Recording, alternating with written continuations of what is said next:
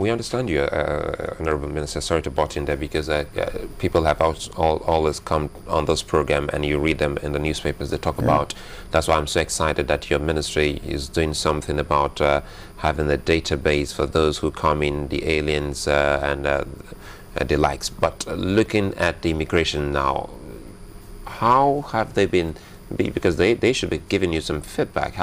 What kind of handicap do they have with regards to proper vetting of those who are illegal immigrants coming into the country? Because when we talk about these challenges, they say most of them are from non-Nigerians.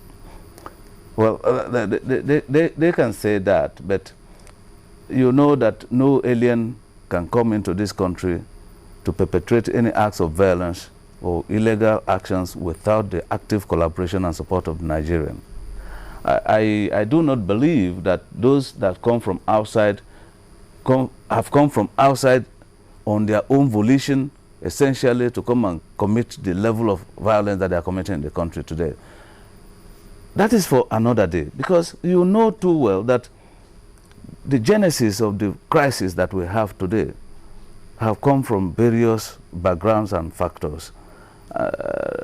No less the issue of lack of confidence in the electoral process, because usually the level of violence that we have arises from after elections have been conducted.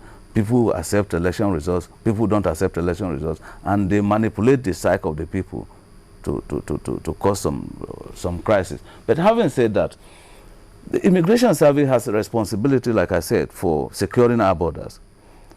The handicap that we have had in the recent past is the fact that we have vast expanse of our borders, of boundaries, that have not been properly demarcated. Routes to this country have not been properly identified. And the level of technology available to the Nigerian immigration has not been such that can meet with the dynamics of the times. And so what we are trying to do now, first, that we have identified 84 regular routes through which people can come in and go out of the country.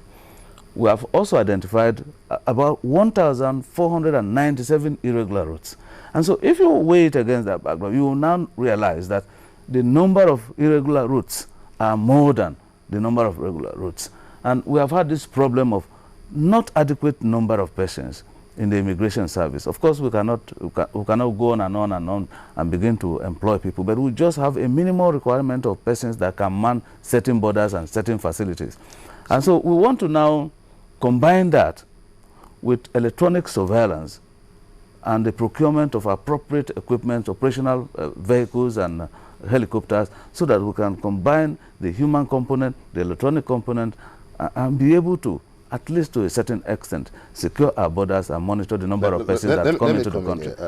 Right now, I can say in the past couple of weeks, we have set up 8 command posts in this country for the sole purpose of not necessarily ensuring the proper registration of people that come into the country, but people who have already illegally found their way into this country, who have been identified as constituting a nuisance to the country.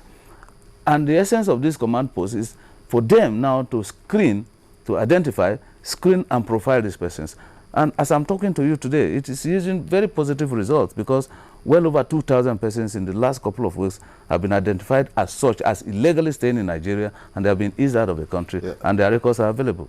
Yeah, it appears you're embracing the electronic surveillance system. Now, on this particular project you're embarking on, you are awarding it to a company.